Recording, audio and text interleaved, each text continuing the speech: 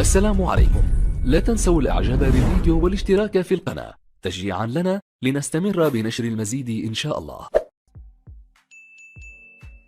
السلام عليكم ورحمة الله وبركاته. أهلا بكم مع موعد مباراة الأهلي اليوم مع الزمالك في الدوري المصري الممتاز والقنوات الناقلة والتشكيل المتوقع لفريق الأهلي والزمالك في مباراة اليوم، وإليكم تفاصيل هذه المباراة ولكن بعد هذا الفاصل.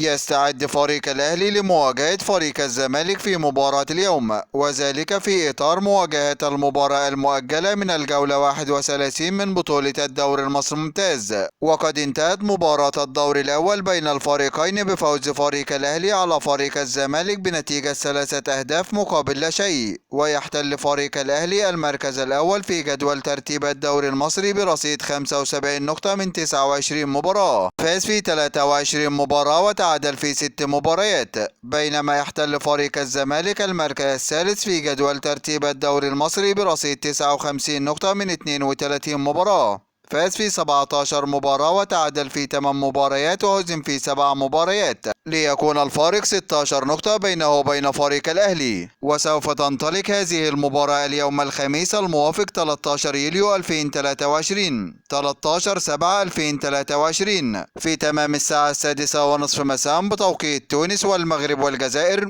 7:30 مساء بتوقيت السودان وليبيا وفلسطين، 8:30 مساء بتوقيت مصر والسعودية وقطر والعراق واليمن وسوريا، 9:30 مساء بتوقيت الإمارات وعمان. وسوف تقام هذه المباراة على ملعب استاد القاهرة الدولي، وسوف تنقل هذه المباراة عبر قناة اون تايم سبورت 1 بصوت المعلق مدحت شلبي. وإليكم الآن التشكيل المتوقع لفريق الأهلي والزمالك في مباراة اليوم. أولا تشكيل الأهلي: في حراسة المرمى محمد الشناوي، وفي خط الدفاع محمد هاني ومحمد عبد المنعم وياسر إبراهيم وعلي معلول، وفي خط الوسط محمد فخري ومروان عطية ومحمد مجدي أفشة، وفي خط الهجوم حسين الشحات وبيرسيتا ومحمود كهربا. ثانيا تشكيل الزمالك: في حراسة المرمى محمد صبحي، وفي خط الدفاع مصطفى الزناري ومحمد عبد الغني وحمزة المسلوسي، وفي خط الوسط سيد عبد الله نيمار ومحمد أشرف رؤى وعمرو السيسي وأحمد سيد زيزو، وفي خط الهجوم إبراهيم نضاي وناصر منسي وسيف الدين الجزيري. هذا كل ما لدينا عن موعد المباراة، وانتظرونا في موعد مباريات قادمة بإذن الله تعالى، ولا تنسوا دعم الفيديو بلايك والاشتراك في القناة وتوقع نتيجة المباراة في التعليقات أسفل الفيديو.